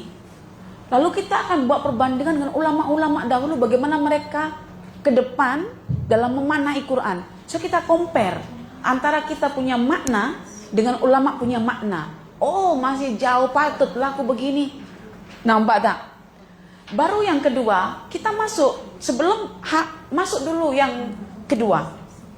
Tentang konsepsi Quran. Kalau kita sudah buat konsep tentang Quran, kita tahu posisi kita ke mana. Misalnya, Quran itu kontennya hidayah. Tujuannya sa'adah. Kebahagiaan. Bahagian tentunya di akhirat nanti kan. Karena dunia tempat menghala. Dan bagaimana cara kita untuk menghubungkan konten pada tujuan. Itulah metode. Metode itu namanya ittiba, yaitu dengan mengikuti. Tetapi untuk ittiba tadi itu perlu adanya hak Quran level 1, 2, 3, 4. And then yang akhir tadi tabligh menyampaikan itu adalah plusnya kita. Keuntungan kita. So kena mulakan dari pembacaan awal itu. Pemaknaan, perception dulu, baru kita conception. Konsep itu penting dalam membina satu kerangka kefahaman. Betul tak Dalila? Apa orang konsep kan? Oke. Kemudian baru kita nak membawa diri kita kepada hak-hak Quran yang akan menjelaskan tujuan tadi itu. Aku nak bahagia nih hidupku di akhirat. Aku nak menghalani pada kebahagiaan di akhirat melalui Al-Quran. So apa saja yang perlu aku lakukan untuk memenuhi hak-hak Al-Quran agar dengan hak-hak itu menghantar aku satu ketika nanti pada kebahagiaan yang abadi. Baru kita merungkai hak satu demi satu dengan dalil yang jelas, dengan susunan format yang jelas, baru kita akan buka pada huraian satu-satu secara teoritikal dan aplikasi. Ya. Oke. Ustazah boleh tak bagi orang awam, namanya orang awam lagi mudah karena disusunkan dari atas sampai kepada bawah. Yang susah itu kita bawa pada pemikiran tinggi tapi kacau bilau, bercampur, berterabu kan. Kita coba nak susunkan. Yang boleh saya buktikan ya, ada seorang peniaga tak kenal saya, dia tension dengan perniagaannya, bahkan dia diminta untuk keluar daripada pekerjaannya. Tetapi dia punya sahabat itu adalah student Rami, belajar kat sini. Dia kata, alang-alang awak ikut je lah saya, siapa tahu boleh membuka satu persepsi baru. Dia baru melahirkan anak dalam umurnya masih menyusui ya dia, masih kecil lagi. Tapi karena dorongan dia untuk mencari sesuatu, karena dia lagi tension betul, down, stress, banyak menangis. Saya bawa itu ke safari Quran itu orang paling enjoy nomor satu dan paling faham apa yang saya sampaikan, walaupun tak pernah kenal saya, walaupun tak pernah follow kelas Al-Quran. So Al-Quran adalah untuk everyone, untuk siapa sahaja. Karena itu kita perlu susunkan, ya, kita perlu susunkan. Dan insya Allah, contoh Dalila, dia seorang student sains, dia tak tahu pun tentang Quran. Bila ada masalah baru rujuk Quran. Oke. Nanti dengan belajar ini, Dalila boleh terima dengan mudah karena backgroundnya adalah student berpikir. Dan kita bawa dalam konsep berpikir yang mengikut level kan. Satu ketika misalnya Dalila masuk dalam hak akil, level akil, yaitu hak Quran yang masuk dalam tafakur, iktibar dan tajsid, dia akan boleh linkkan dengan subjek dia yang dia pelajari daripada UK, yaitu sains. Sehingga nilai-nilai Quran itu akan dihidupkan kepada subjek itu, dan itu sangat bagus untuk student dia. Dan saya coba saya masukkan anak saya ke dia. Saya nak anak saya belajar ke dia sekejap ilmu sainsnya. Boleh tak dia masukkan nilai-nilai tauhid itu dalam pembelajaran? Saya akan cek anak saya nanti. Itu yang perlu dikembangkan sebetulnya. Dasar sudah ada. Bagaimana nak memasukkan nilai Quran itu dalam subjek sains? Nah, misalnya Amir, dia ada Quran, ya kan, ada Quran, hafalannya. Bagaimana nak memasukkan sains dalam Quran? Belajar sains akhirnya, terus dimasukkan dalam Qurannya. Jadi dia saling berkait gitu. Dan bila kita belajar hukum Quran tuh, subjek sainsnya ada. Ya kan? Subjek sainsnya ada. Karena Quran itu sebagai pelita ataupun penerang terhadap alam semesta. Oke? Nah, jadi insya Allah kalau ya kita tengoklah nanti batch yang pertama macam mana. Ya, kalau tak paham ya menunjukkan memang gagal juga teori ini. Nah, kita tengoklah. Dan saya akhirnya berharap bahwa ketika nomor satu hak Quran itu adalah tasdik, memang saya yang mengajar lah ya, direct ya. Bila masuk bab qiraah, membaca, nanti sesiapa di antara sahabat-sahabat ada kemahiran untuk mengajar bacaan Al-Quran, boleh menjadi satu sesama ukhuwah kan, saling mengajar. Oke, saya ini baru sudah tua tapi baru kenal Quran dan nak belajar Quran level yang pertama dan syaratnya kena ada kemahiran membaca. Saya belum boleh sebut a i u babi bu tati tu, maksudnya membaca harfiah itu. Sesiapa yang ada kemahiran aja, mestinya dia akan mengembangkan di situ. Jadi bukan ustazah yang akan mengajarkan tajwidnya, biar dia cari yang lain. Itu sebagai penyempurna hak gitu. Nah, kan qiraah. Baru kalau istima itu tak payah belajar, tapi tahu teori bagaimana ketika mendengar itu, timenya bila, caranya macam itu, itulah yang skillnya yang akan kita ajarkan. Karena banyak orang mendengar tapi dalam keadaan baring. Nah, ya kasih satu siapa? Tidur. Awalnya Ustaz online ya? Oke, bagus. 10 menit Ustazah saya dengar. Pas itu udah gini. Akhirnya bebantal Ustazah. Lepas itu dekat-dekat ke katil. Lepas itu saya tak tahu sekaratul mautnya jam berapa. Ya begitulah. Tapi kita berdoa ya sahabat-sahabat, semoga tidak ada apa-apa yang merintangi kita. Ada sekatan, ada lockdown lagi kan, itu memutus kita untuk lutut berlutut ya. Kalau malaikat Jibril datang untuk mengajarkan 3 subjek, apa iman, apa Islam, apa ihsan, itu dia perlu face to face, physical dengan Nabi, sehingga lutut malaikat bertembung dengan lutut Nabi. Disitulah pembelajaran baru berkesan daripada online. Betul tuh saja. Yang betul datang juga masalahnya gitu. Oke, baik. Oke, Dalila boleh paham. Nanti Dalila ada buku belum? Belum. Nanti Dalila langsung boleh buka sekejap untuk passion Dalila. Contoh misalnya masuk pada apa namanya level 3, agak-agaknya ustazah ini kalau bab tafakur, iktibar, tajsid ini dengan passion aku masuk tak? Quran untuk everyone rupanya. Misalnya begitu. Dia semakin curious lah nak tahu apa ni apa gitu. Coba nanti cek. Baik, terima kasih pada Dalila Dr. Soleha untuk jawabannya. Ada lagi soalan? Tak ada. Nak bertanya. Selalunya yang ikut seminar di Rami ini masa diberi ruang bertanya dia tak tanya. Sampai rumah dia hantar di WhatsApp itu. Jadi kita pun call terus lah. Biasanya saya malas nak type tu. Sama ada saya langsung direct bagi jawaban atau saya bagi pada Dr. Soleha. Baik, tuan-tuan dan puan-puan, insyaAllah saya rasa itu cukup ya untuk sesi kita pada bagian akhir sekejap tentang masalah apa namanya, implikasi.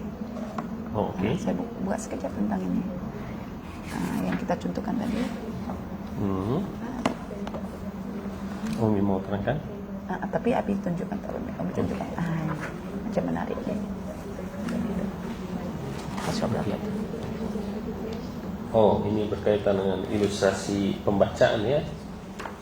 Ada yang nak dikongsikan? Sekejap saya kongsikan. Silakan. Muka surat berapa itu? Muka surat 564. 564. Okey. Sahabat-sahabat sekalian, di situ saya nyatakan dalam satu raja ilustrasi pembacaan dengan mengambil sampel pokok. Kalau kita belajar tentang 5 level tuh. Okey, saya bagi contoh saja ya. Saya bacakan dan dengar elok-elok.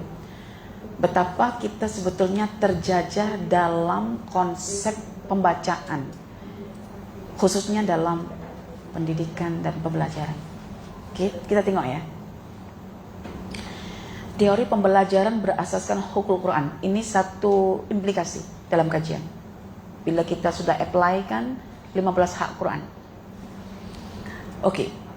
Bila level pembelajaran kita asaskan dengan hukukul Quran, maka akan terlahir 5 level, betul tak?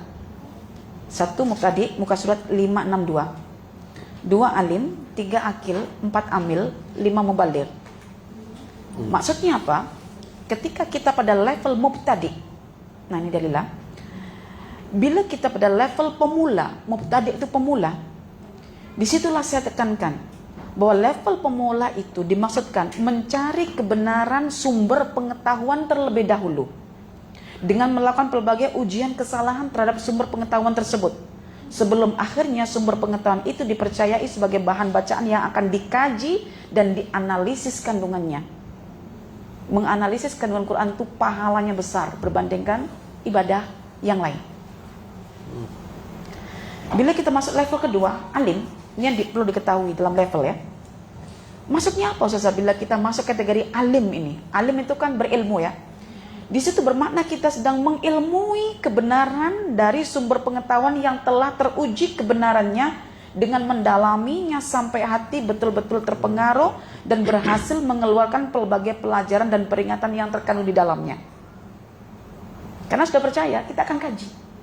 Bila kaji dapat ilmu, itu level alim. Sudah selesai ini, ada seninya kan. Masuk level ketiga akil, yaitu meyakini kebenaran ilmu dari sumber pengetahuan yang telah teruji. Kita tadi kan mengilmui, tapi kita ingin lebih lagi sekadar mengilmui, yaitu meyakini di mana apa yang kita ilmu itu ternyata ada bukti-bukti kebenarannya. Meyakini kebenaran ilmu dari sumber pengetahuan yang telah teruji kebenarannya dengan mengaitkan antara pengetahuan dalam hati dengan objek yang disaksikan oleh mata hati untuk dipikir dan direnungkan. Itu level yang ketiga. So ini masuk kategori alam, sains. Level yang keempat amil, yaitu yang beramal. Selalunya kan berilmu beramal gitu ya. So ini masuk amil. Maksudnya pada level amil ini kita semua diajak untuk melaksanakan kebenaran ilmu dari sumber pengetahuan yang telah teruji kebenarannya dengan mengingat semula data-data ilmu pengetahuan yang sudah tersimpan dalam dada untuk diamalkan selari dengan tuntutan fakta hidup kita. So maknanya tidak mungkin Allah menciptakan masalah kalau tidak untuk membuktikan kita ahlul Quran apa tidak. So di situ Quran diperlukan untuk menjawab ujian-ujian hidup. Itu namanya amil. Semakin berilmu dan ingin beramal, semakin tinggi level ujiannya. Oke, dan yang terakhir baru mubaligh. Level mubaligh ini kita dituntut untuk apa? Menyampaikan kebenaran ilmu yang telah dipercayai, yang telah diyakini dan diamalkan dalam kehidupan dengan jalan membacakannya. Tilawah itu membacakan. Kalau membaca qiraah. Kalau tilawah itu udah tinggi dah. Maknanya kita macam Nabi nak bacakan kepada orang lain. Oke? Dengan membacakannya kepada orang lain dengan penuh kefahaman. Itu tilawah. Lalu mengajarkannya dengan pelbagai jenis penjelasan, pendekatan, dan mengarahkannya pada pengembangan perilaku dan akhlak mulia. Itulah endingnya tazkiyatun nafs. Betul? Ini sebetulnya adalah teori pembelajaran dan pembelajaran mengikut hukum Quran. Sehingga nanti kita akan dapatkan bahwa dalam pembacaan itu mesti ada dasar pembacaan. Mesti ada faktor yang mengukuhkan pembacaan. Dan mesti ada penyempurnaan pembacaan dalam bentuk perilaku. So, semua itu akan sejalan dengan hukukul Quran. Jadi untuk apa kita hukukul Quran? Untuk menjadi generasi yang berpikir Qurani dan beraksi Rabbani. Itu tujuan kita hukukul Quran. So memanglah kita kategorikan dia silabus dan juga modul. Oke, dan insya Allah nanti bila banyak yang dengan background tersendiri, mereka akan menemui kajiannya itu dalam hukukul Quran. Yang sains, yang engineering, yang qiraat, yang bisnis, yang apa semua akan dapat dalam Al-Quran. Insya Allah, biiznillah, semoga dimudahkan. Dan sebelum kita meninggalkan, kita menciptakan satu kenangan. Dan saya berharap bahwa RHQ ini, risalah Al-Quran itu menjadi kenang-kenangan bagi saya bila saya tidak ada. Baik, terima kasih pada Dr. Saleha. InsyaAllah kita cukupkan untuk sesi pelajaran kita pada hari ini.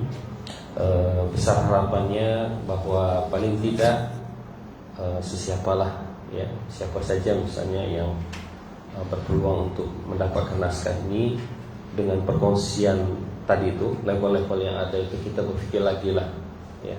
Mungkin yang beria ya sangat menjadi penyampai ini, cobalah baca sedikit ya kan, pikir-pikir lagi. Sebab kalau dilihat tadi antara level 1 sampai 4 itu adalah pembentukan adanya sinergi, yaitu kolbu kepada nafsu.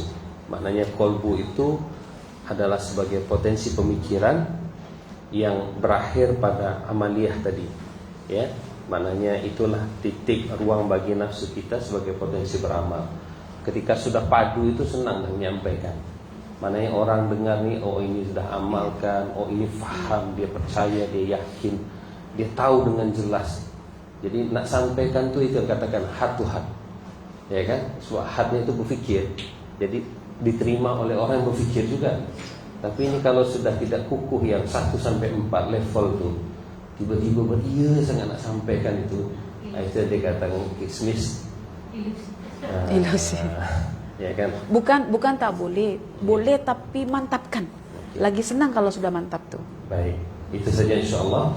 Dan saya berharap bahwa apa yang dilontarkan oleh Dr. Saleh tadi akan kami pikirkan bagaimana yang terbaik, sehingga program TOL itu ya, macam itulah ya, lebih Apa? kurang TOL Train apa? of Learner macam itu. Train of Learner. Macam itu kita nak latih pembelajar, bukan Latih pembelajar. bukan nak latih apa namanya, trainer. Itu kan. Nanti kalau train of Kalau trainer hanya itu macam trainer banyak benda saja. yang terlepas kadang-kadang. Antara 1 sampai 4 itu kadang-kadang diabaikan, tapi nak juga jadi trainer. Itu juga satu bab lah masalah kita sekarang ni kan. Jadi kita nak kepada pembelajar. Mungkin dia seorang ibu untuk anak-anak dia, atau misalnya seorang ayah untuk keluarga dia.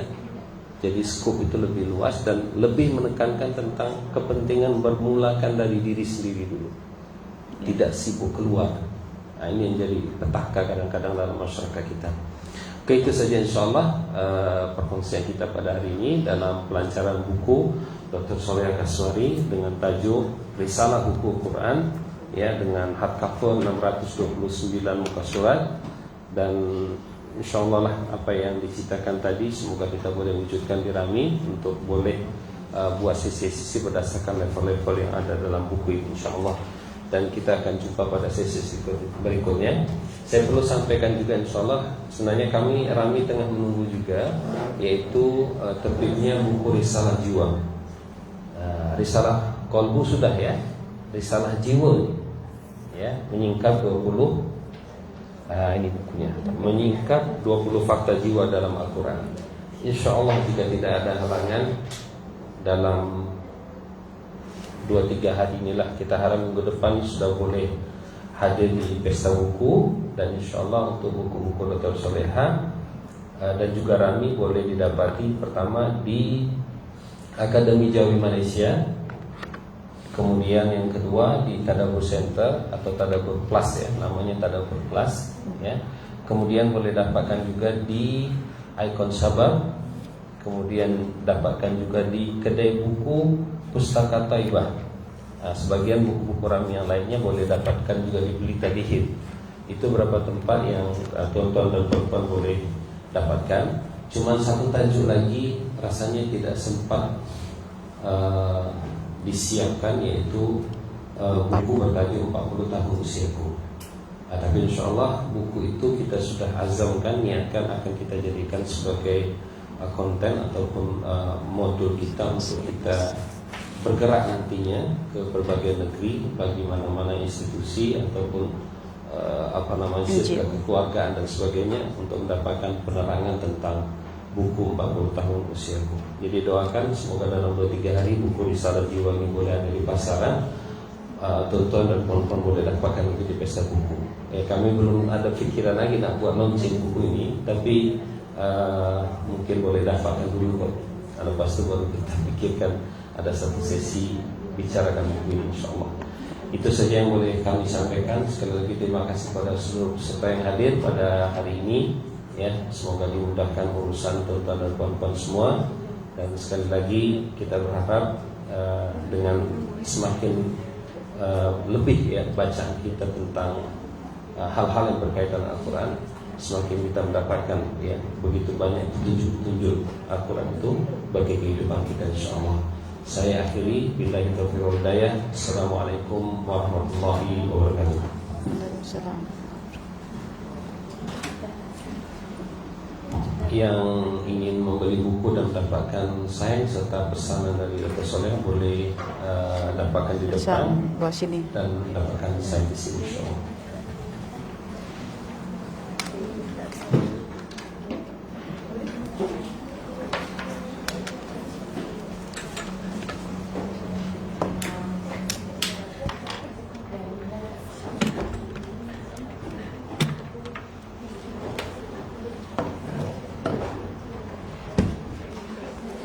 Kaki dia.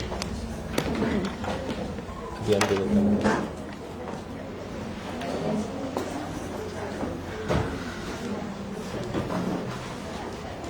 Oh, ini Mas. Tak sanggup datang. Kata sibuk ke urusan haji ni? Adalah sibuk itu saja. Ada terfikir sebab mata lama tak ni kan. Kalau membayangkan kamu boleh F4 size. Nak buku.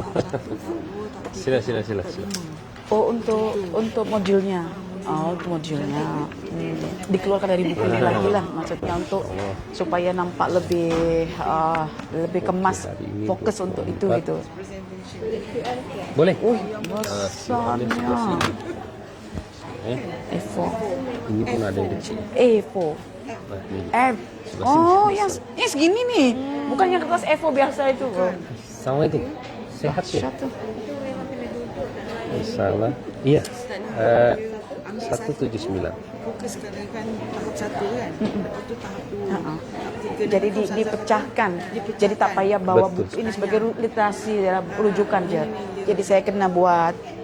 Okey. Jadi kan senang kan ya. Bersiri-siri kan. Berlevel-level kan. Okey. Masuk akal juga itu. Iya, baru saja. Tapi saya lupa matikan sekejap. Tapi abang boleh. Oh, selesai situ besarnya. Di FB Dr. Soleha. 1000. Ada ikut. Ya, Nama akak lupa saya. Alia ya. ada sampel tak? L. Ada. Okey. Nanti bawa ya. Langsung. Oh, Senang nak rujukan sebab Okey. ini baru pertama kali dengar yang segitu tu. Selalunya kan memang Alia. ini ibaratnya ini silabus asal dia kecil. Kod bilik macam nanti terus Jilid-jilid. ini sudah ada. Yang Cuma kalau sekarang sign. saya nampak itu kan yang Quran itu kan tinggal. jadi 30 jilid kan. Kecil-kecil segini-segini kan dikeluarkan dari Redaksi sama. sebab agaknya faktor Okey. umur dengan mata. Ulang. tapi masih semangat ya walaupun berumur kan ya. Namanya Quran. Tak. Orang kita ini selagi ada kata Quran tuh memang minat. Dan inilah manfaatnya bila ada minat itu kita arahkan pada yang benar lah kan. Kita harus meluruskan persepsi mereka. Kasihan kan ada yang sanggup pasang gigi hanya cuma nak cakap makhraj saja. Iya. Okey, saya nak sign.